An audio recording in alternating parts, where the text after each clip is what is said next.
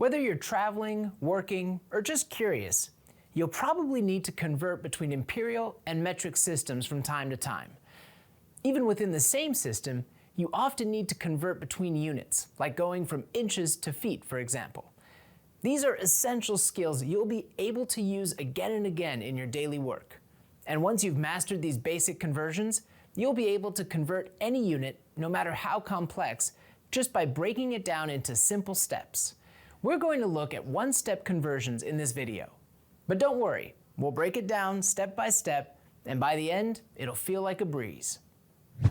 First, let's learn how to use your conversion table. You definitely need to have this printed and at your side at all times. You can't be a cowboy without a gun in your holster. We will use the WPI formula conversion table as our reference. If you use another one, everything should be the same except the page number. You find the conversion factors on page 6. Here we are. Use this table every time you need to convert. Every conversion works the same.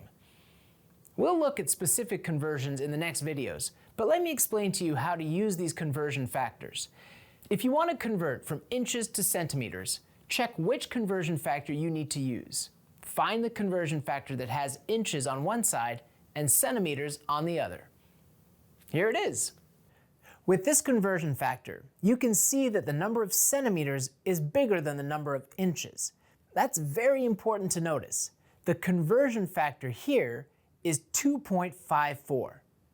If you want to convert from inches to centimeters, you will multiply by 2.54 because you want a bigger result in centimeters, just like the conversion factor states.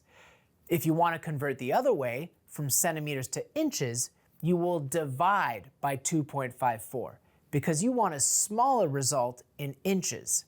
It's literally that easy. The real question is this: does your number need to be larger or smaller?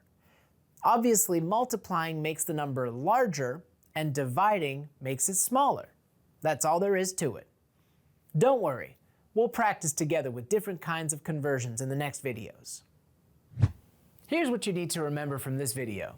The conversion table is your most valuable tool when converting between units. You don't need to be a mathematician, just understand how to use it effectively. Once you've found the correct conversion factor, compare the units to determine whether to multiply or divide.